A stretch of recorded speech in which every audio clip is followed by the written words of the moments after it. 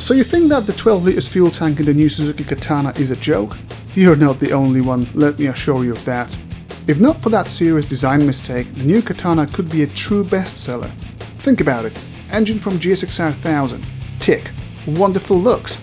Tick. Iconic and respected lineage going back to early 80s? 100% tick in that department. The original and old Katana is undoubtedly one of the most admired motorcycles in the history of motorcycling. And for that reason, it's time to leave the new and start talking about the old.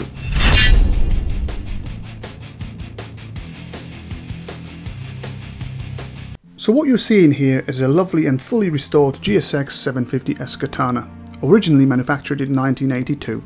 Yep, it's quite hard to fathom it, but this bike really is almost 40 years old. I remember seeing it first time made me wonder, how is this even possible that something that old looks so fresh? No word of lie here, this bike looks like it's 4, not 40 years old. Although fully restored and repainted, it still made me think surely there will be something wrong with something that old.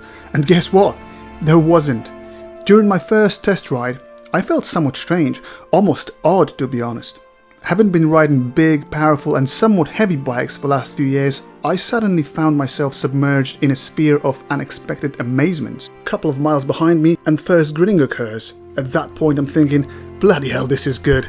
This is really so good.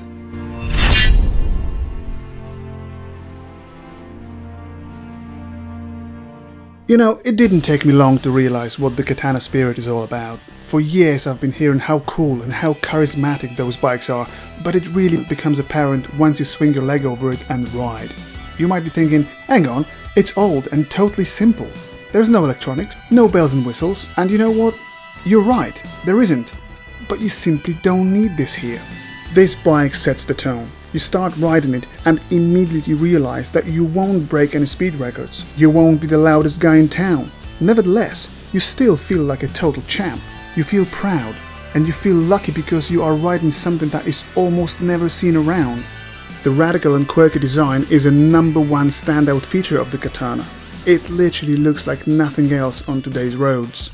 Attention-grabbing factor is immense no matter where you are. Constant appreciation, positive comments and thumbs up is what I experienced every time I was out riding this beauty. People really love those bikes and I could tell the interest is genuinely huge. I even met a guy once at the gas station who made me feel like some kind of celebrity because I ride what's known as a proper Katana. Quite ridiculous really, but no other bike did that to me in my entire motorcycling riding history.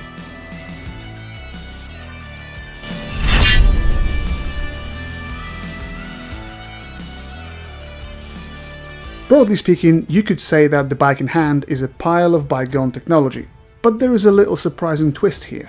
This Katana is a nice and smart Resto-mod creation, and what usually sucks on those bikes was addressed and beefed up to suit its modernized character. GSXR 1100 forks, brakes and wheels boost the performance and dramatically change the bike's stance. A lifted rear with stiffer shocks not only look badass, but also work in terms of handling. Modern rubber on those wheels, in conjunction with sharp braided brakes and solid suspension, really transformed the ride. Being used to somewhat ponderous and bigger bikes, I loved how the little and light Katana went round corners. It felt agile and solid all the time, and worries about uncontrolled suspension wandering simply evaporated. Such a great handling manners usually foreshadow even more excitement on the straight open road where full engine's potential can be unveiled.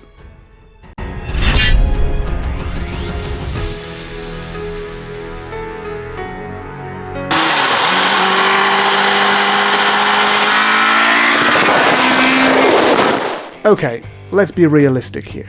This engine was designed in late 70s and shares almost nothing with today's standards of engines building technology. It has 16 valves and 2 camshafts, but that's about it when it comes to complexity. It's cooled by air, so no big old radiator here, gearbox only has 5 speeds, and fueling is provided by simple Mikuni carburetors.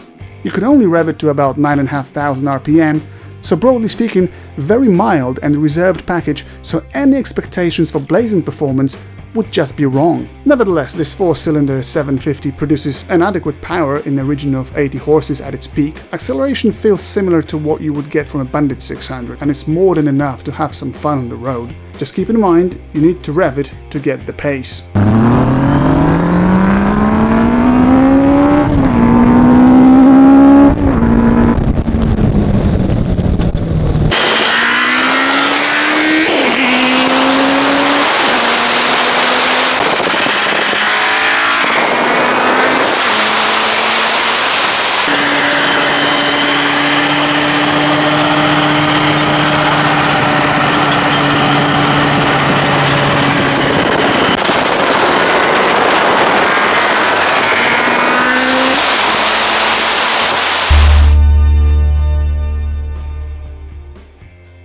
Straight line credentials aren't spectacular, obviously, but certainly pleasant and good enough for what this bike is.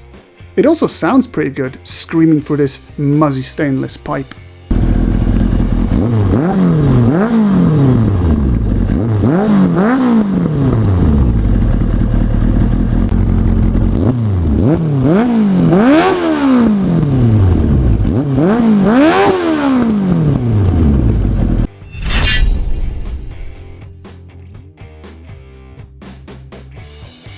Ownership experience can only be joyful. Due to Katana's age, classic insurance policy is a bargain, and maintenance of the bike is like a walk in the park. Just think about it. Valves adjustment on old-fashioned screws, no engine coolant to deal with, easy access to all vital components, and no-nonsense electronics like some sensors or modules. Also, prices for consumables are very reasonable. What's not to love?